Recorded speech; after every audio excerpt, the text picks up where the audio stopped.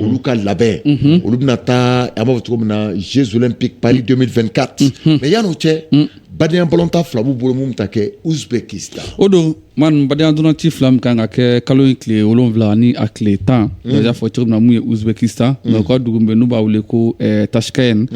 badenya donantan ninnu kan ka kɛ o yɔrɔ de la donc man ne jateminɛ kɛ sisan an b'a fɔ min ye Alu Badara Jalo Konti donc a kan ka taa ni donantana 22 donc o n'olu de kan ka taa nka an b'a fɔ i b'a dɔn nin waati na championnat caman bɛ yen minnu kɔni o ɲɔngirila ka ban donc k'u ka base de départ donc Ousmane o bɛna kɛ Bamakɔ yan nin nɔ donc groupe caman yɛrɛ de bɛna bɔ yan Bamakɔ yan nɔ ka taa mun ye Uzbekistan Ousmane Traoré donc départ bɔlen no ka bɛn le 3 jours ka dugu jɛ le 4 voilà o ye lundi voilà lundi nata voilà donc o bɛ bɔ yan o la k'u kunda mun ye Uzbekistan kan Ousmane Traoré an y'a fɔ cogo min na sɛgɛsɛgɛliw ni ɲininiw na man donc liste kɔni an b'a sɔrɔ an bolokɔrɔ mais fédération kan ka publication kɔni kɛ dimanche don parce que n'u kan ka taa lundi donc o bɛ publication bɛ kɛ dimanche don on sait que quand même il y aura au moins 3 locaux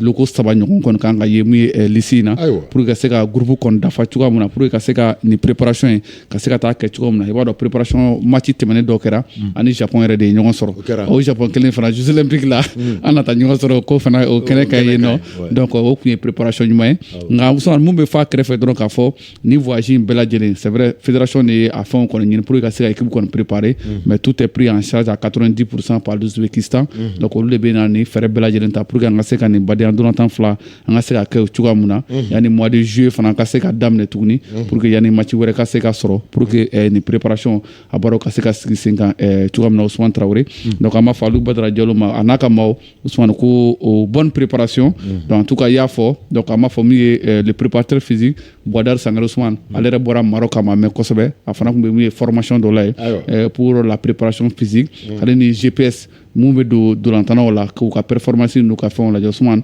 donc a taara a ye formation bakaw ka interview yɛrɛ k'an y'a tɛmɛ yan a yɛrɛ y'a laɲini k'a fɔ ko Mali yɛrɛ kan k'a ka GPS fana ɲini c'est vrai a sɔngɔ ka ca dɔɔni mais jamana kɔnɔna la an bɛ se k'a ɲini ka se ka baara kɛ n'a ye parce que ni hali ni an ka équipe nationale ta k'a lajɛ bi u bɛ baara kɛ ni GPS min ye walita de don donc an yɛrɛ ka se k'an ta ɲini pour que au moins coordonnées ni fɛnw ka se ka don a kɔnɔ cogoya min na ni équipe A b'a utiliser équipe U23 bɛ se k'a utiliser CHAN c'est à dire équipe nationale bɛɛ bɛ se k'a utiliser pour que joueurs ka performance n'u ka fɛnw olu bɛ se ka évaluer cogoya min na donc a taara o formation de fana kɛ donc n'o fana o minɛnw sera ka sɔrɔ ka ɲini ka bila équipe ye équipe nationale ninnu bɛɛ lajɛlen je pense que a bɛ nafaba don min ye a Mali ka progression fana na surtout au niveau GPS fana ta fanfɛla la Ousmane Traoré an bɛ se ka mun fɔ a la o fana kɛrɛfɛ Ousmane an bɛ mun fɔ k'a fara kan tuguni l'équipe U23 Ousmane moi je pense que jamana kan k'a lajɛ dɔ kɛra mɔgɔ bɛ baara kɛ ni wɔsira waati min na man i ka sara waati je pense que Eric Conti n'a ka staff Ousmane c'est vrai que Conti bɛ prime dɔrɔn de touché yen nɔ mais Conti ka adjoint ni tɔ minnu fana bɛ yen man ni contrat ni fɛnw signé o fɛ jamana bolo man u k'a lajɛ sara minnu bɛ yen arriéré minnu bɛ yen Ousmane u ye baara de kɛ plus de 22 on est à pratiquement 24-25 mois maintenant donc u k'a lajɛ Ousmane 2 ans voilà a ka ca 2 ans yɛrɛ dɔw bɛ 2 ans in kan u k'a lajɛ vraiment u ka sara wari minnu bɛ yen Ousmane u k'a lajɛ k'u ka wari sara c'est très important Ousmane Traoré. Ok an b'a fɔ fédération ye o fana ka ministère hakili jigin a la parce que a bɛ komi olu fana bɛ ka ɲini u kɔ dɔɔni parce que ni ministère ni fédération bɛ ɲɔgɔn ye o la n'a kuma bɛ fɔ a bɛ se ka ɲɛmɔgɔ tila jigin olu bɛ mun fara. bon juste n bɛ se ka min fara kan dɔrɔn d'abord fédération y'a ka baara kɛta kɛ ka se ka match amicaux ɲini c'est une très bonne chose a ka fisa kosɛbɛ surtout an bɛna taa Jeux Olympiques la a wagati yɛrɛ man jan bilen maintenant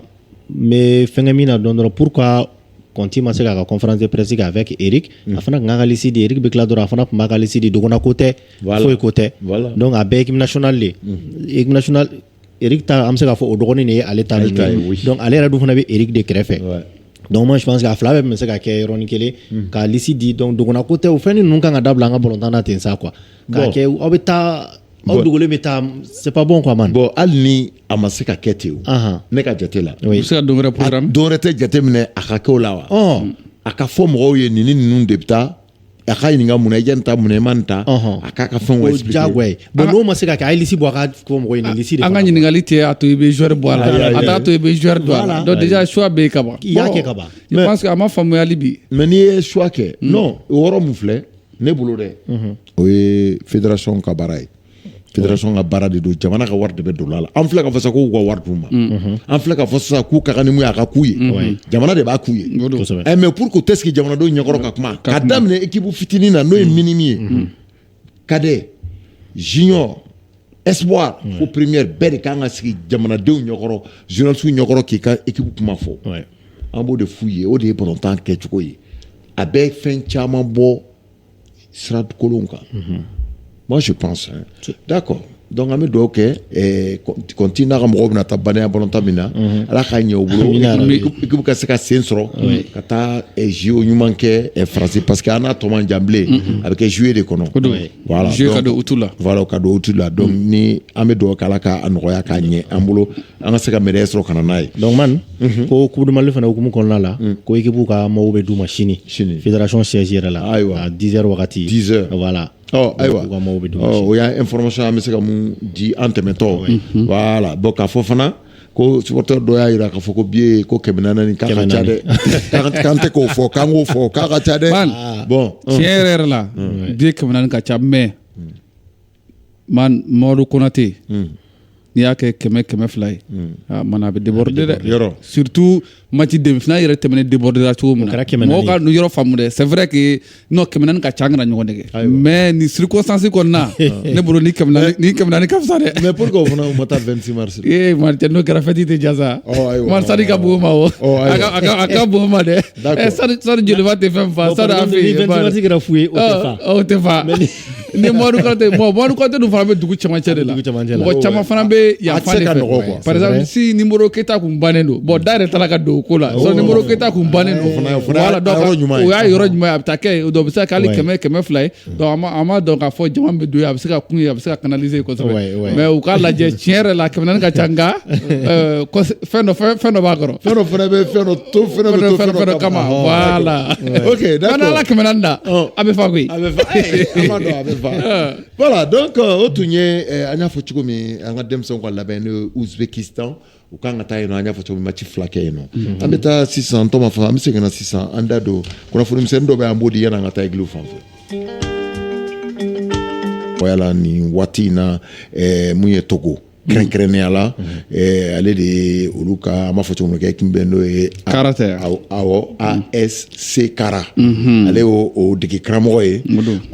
a talen bɛ mun ye an b'a fɔ cogo min na labɛn na n'a bɛ fɔ ko formation Marɔkaw fɛ yen a bɛ équipe min na n'o ye ASC Kara ye a tɔgɔ yɛrɛ de filɛ nin ye association sportive des conducteurs de la COSA y'a ye bon maintenant n'i y'a jateminɛ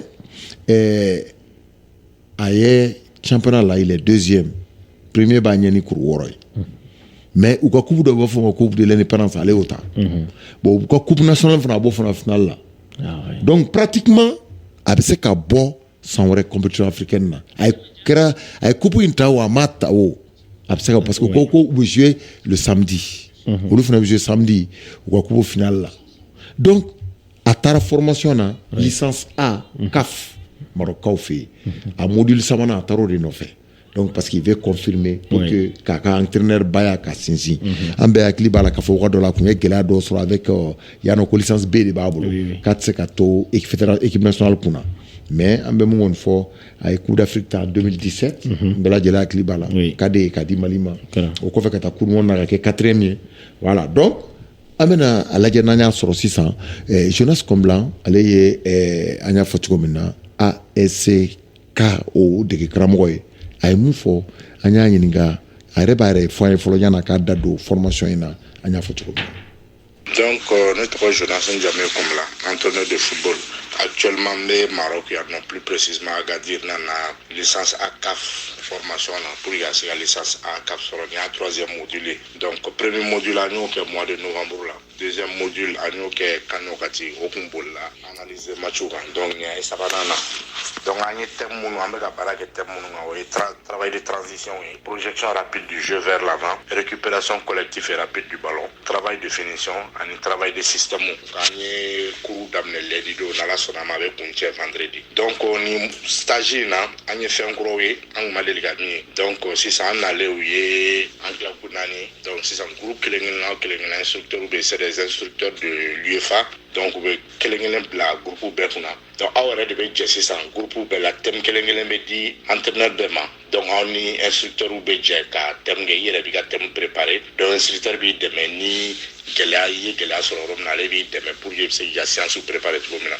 donc k'a fɔ ko sisan instructeur bɛna jɔ ɲɛfɛ tableau la ka fɛnw expliquer a kelen bɛ kuma donc o bɛ ka dabila sisan formation na donc formation bɛ ka kɛ formation de mentoring de donc instructeur bɛ na a n'aw bɛ jɛ ka baara kɛ i yɛrɛ b'i ka séance préparer ni correction kan ka kɛ yɔrɔ min na ale b'i dɛmɛ pour que vraiment i bɛ se k'i ka séance préparer ka ɲɛ cogo min na donc je pense que o y'a innovation ma yɔrɔ ye donc licence A in nafama yɔrɔ ye min ye parce que ni licence A b'i bolo dibi na ballontan bɛ ka taa niveau min na donc c'est très important licence A ka k'i bolo parce que ni licence A b'i bolo a b'i permettre par exemple sélection nationale senior voilà i bɛ se ka entraîneur fana kɛ diɲɛ fan bɛɛ fɛ donc je pense que bibi na ballontan entraîneuriat tɛ se ka taa sisan ni diplôme tɛ surtout licence A in donc a b'a i permettre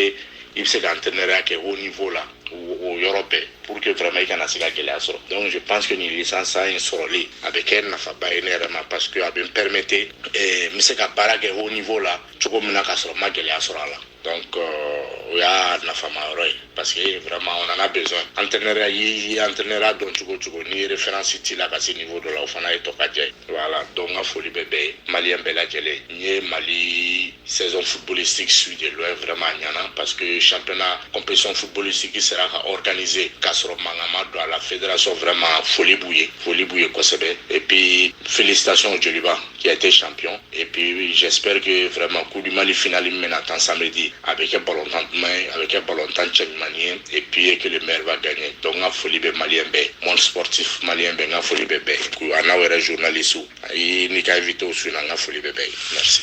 ayiwa Jonas ye mun fɔ Jonas comme là Jonas Koku comme là ouais donc y'a ka kuma bɛ i bɛ mun fara kan non vraiment n b'a fɔ a ma ko félicitations parce que mana ye min fɔ tiɲɛ de don entraîneur kɔni fɔlɔ ni pratique tun bɛ dɔɔnin b'i la dɔrɔn i bɛna i bɛ hakili bɔ entraîner mais sisan kɔni o kuma t'a la